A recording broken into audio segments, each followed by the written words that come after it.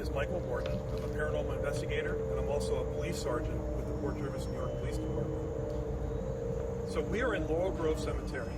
It's in Port Jervis, New York. It was originally designed to be a park-like setting where people can take the trolley, hang out all day with their loved ones, and picnic, get out by the river, whatever else. There's a lot of different ghost stories, but the one that's got the most credibility, that seems to be told the most, is the lady in white, or the white lady. So it's a woman in some type of a white flowing gown. You know, no one says what kind of gown they see. It's more of just a white flowing gown. And she's been seen by a lot of people moving through the cemetery.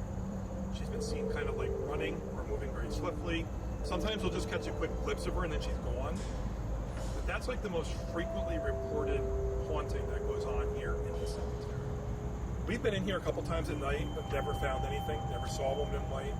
There's nothing that I can find backstory-wise, like that would connect her to the cemetery in any way. Like I can't find a specific case. Nothing shows up in the newspapers. But it's always like in the back of my mind as I'm going through these old accounts, like, am I going to find something today? Or something that could relate to it, and I haven't yet.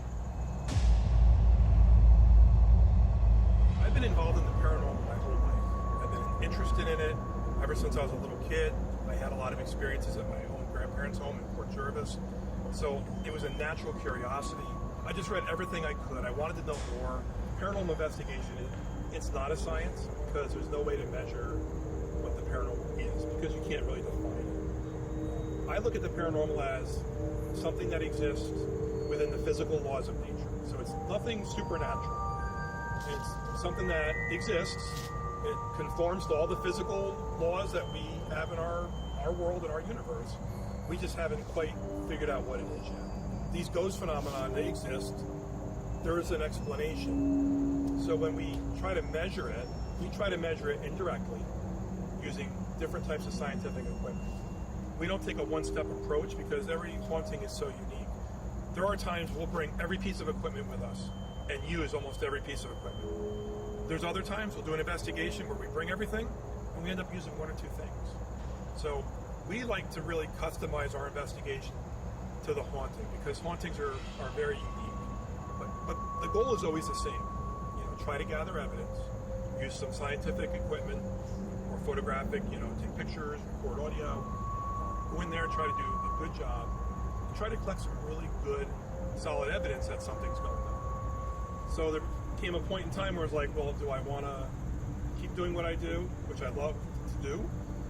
And will I be happy with that decision or will I regret it? And ultimately, I decided, well, if I don't try to become a cop, I'm going to regret that someday. So, I started taking tests, did a year as a correction officer before I got hired in Port Jervis. So it was really just following a dream. To me, it just was a natural fit, wanting to be a police officer, asking questions, and trying to figure things out all the time. Early on, when I first became a cop, if you talked about ghosts, it kind of got you teased. They used to ask me where my proton pack was from Ghostbusters. It wasn't until it became the popular thing to do that all of a sudden it wasn't so. You didn't teach it. Then it became like the in thing to do in the early 2000s. All of a sudden, when Ghost Hunters became a show on Sci-Fi, suddenly ghost hunting wasn't so kooky. And then they all wanted to go on ghost hunts. So I want to go on a ghost hunt, or they would pull you aside and say, hey, listen, I don't tell the other guys this happened, but then they would start telling you about the experience that they've had. So they were more willing to open up then. So it was kind of cool. I've had quite a few cases that have really stuck with me. The case out of Buffalo, New York, which was very personal, touched me very deeply. It's a place called Iron Island. It's a museum. The building used to be a church. Then it was a funeral home.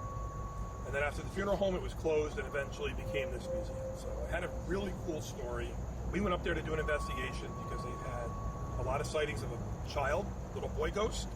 They also have this really dark entity, like a black form, that resides up in the attic of the funeral home. So we went up there, we did an investigation, and we were sitting in one of the old funeral rooms, which is now a museum.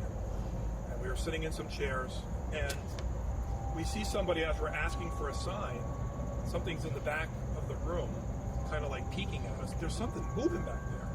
And our host was like, oh, it's Tommy. That's what they called the little boy. He does that all the time when we're in here. You'll see him peeking at you. I didn't see it. My back was to it. But I had a K2 meter. A K2 meter has lights in it. Now, my boys at the time were little. They liked playing with it because it had lights. So I just sort of casually take the meter, put it off to the side. And I'm like, hey, listen, I have this really cool toy here, and if you get close to it, you can make the lights turn colors. And no sooner do I get that out of my mouth than I feel the sensation of touch. My hand got very cold, and the meter started going crazy. And this is going on for a short while. At the moment, I got very emotional. I got upset. Because I felt like I was connecting with this little boy. And as it was going on, it ended very abruptly when you felt that dark presence, which we hadn't felt that night.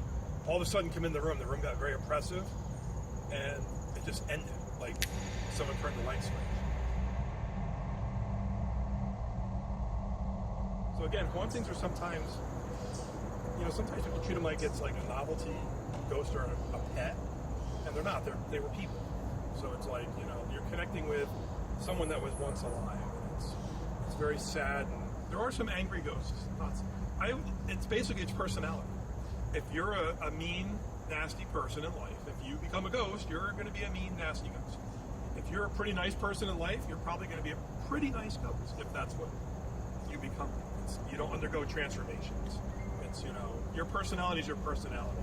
That's what survives, I believe. So I wrote a book, it's almost 9 years ago, on my experience as a paranormal investigator.